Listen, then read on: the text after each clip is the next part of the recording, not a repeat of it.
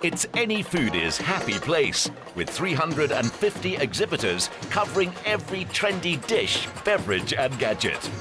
Whenever the Good Food and Wine Show invite Reza Mahammad to perform his brand of food theatre, he brings the house down. A favourite of top-billing viewers, he was happy to make time for a catch-up with Roxy.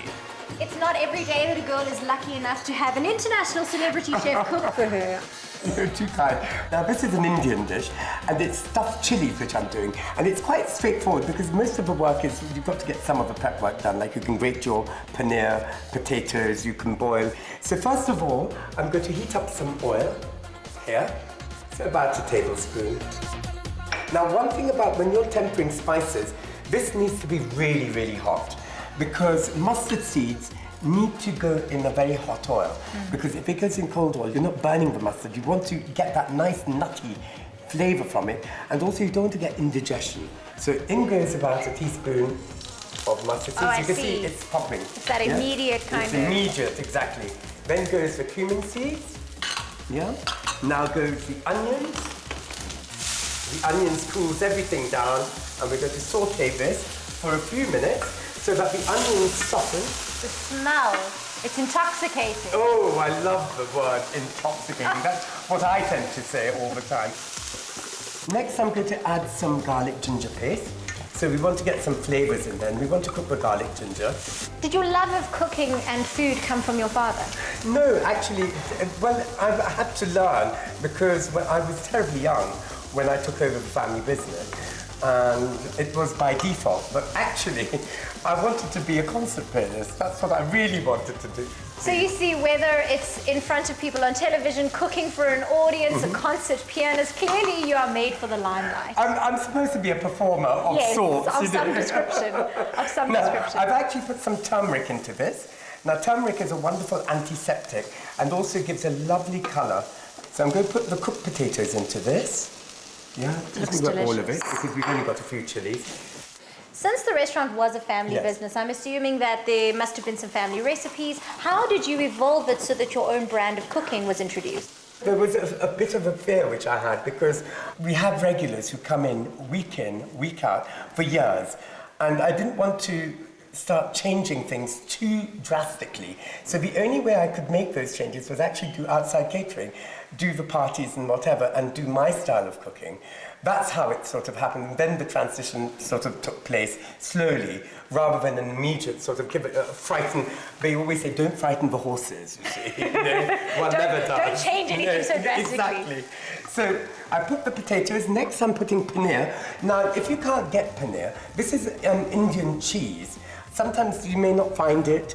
You could use cottage cheese, you could use ricotta cheese, or you could put feta cheese, even better, because it's got a lovely salty taste. I'm going to put some chopped boiled eggs and just get that heating through. You don't want to, because everything's cooked, so we're just warming it through. And then finally, you can bring the lime juice and the sesame seeds, which we're going to put in. So a bit of lime juice. Some people at the end of their meals, once they're done, they do a little bit of a finger licking. Yes, well, I do. But you do a jiggle. Yeah, You've got like a little bit of a something, something. I think so. Oh, wow. Well, that's quite good. Is it not something you consciously do? No, I just do it. You know, I just do things instinctively. Now, we're going to just put a bit of salt to this. Looks delicious. Yeah, some salt. So it just needs to season. And for this, he suggests de-seeded chili and coriander. Then leave the filling to cool. Like tunes played by heart, Reza knows intuitively how to combine tastes and aromas. So Roxy put him on the spot. Since you are the Spice Prince, I need to put the name to the test. I want to blindfold you and see how well you can pick up these spices just with scent. Okay, here we go. I promise you it's not too difficult. Okay. I'm pretty sure you'll be okay. So we're going to put that there. I'm going to take this over here. And number one. Okay. Have a whiff. Oof. It's sort of a combination of chili and paprika or something. It smells quite sort of smoky. That is spot on. It's smoky. Smoked paprika. Well done. That was very impressive. Okay, number two. Here. Okay. This one I'm sure you'll know. What's that, turmeric? It is turmeric. Well done. Congratulations. 2 out of 2. Okay, this one, this could be good or bad. I'm not too sure in terms of the name.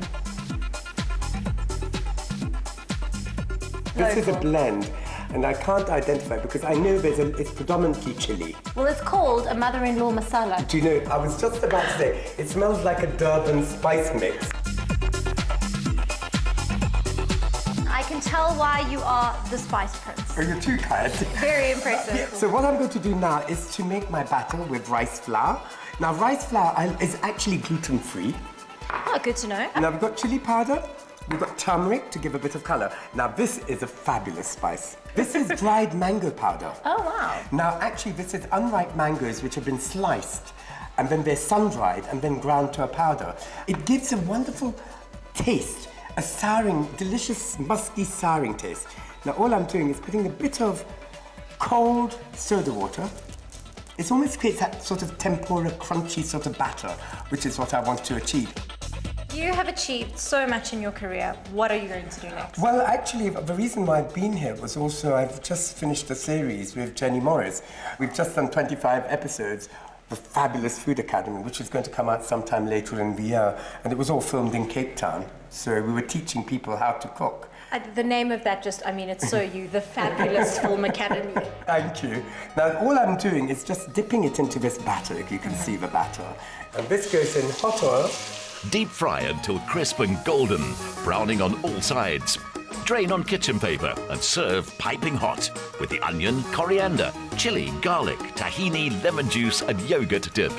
It's this kind of delicious recipe that won him a prize at the Gourmand World Cookbook Awards for his book, Reza's Indian Spice. I'll try this one.